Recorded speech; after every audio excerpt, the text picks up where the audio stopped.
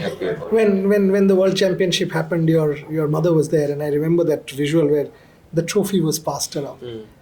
When you first had a chat with the two of them and met your father and your mother, I remember that visual also when you entered the car. I think you were going to the press conference soon after, and your dad was inside that van. Can you just take us back and give us a sneak peek? Because these are moments of a lifetime that generally you don't talk about. I can ask you straight 5 questions. That's not the point of this interview. Yeah. Like, once I finished the game, I came out, and obviously all were like emotional. It was such a huge change from tie breaks to world champion in like a couple of minutes. And I came out of the venue, my dad was there, we hugged, and then think also I hugged my trainer, Gaevski. Like, we all were emotional, and then my mom was not present in Singapore at that time, my mom and family. And then we entered the van, I called, I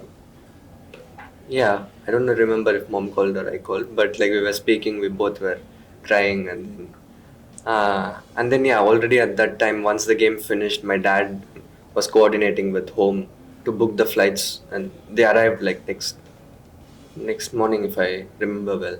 So it was a beautiful moment for all of us, and especially for my mom, staying away for so long, and then to finally see me as the world champion. Like 1 month she didn't see me, and then we saw each other. It was really good. We spent a couple of days in Singapore. We went for some sightseeing, and it was really, really nice.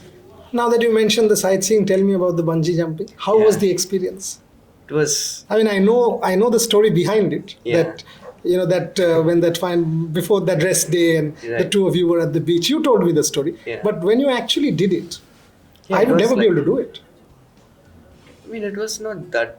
It's scary. It is scary. Like, initially I was just excited to be there. I was not that scared.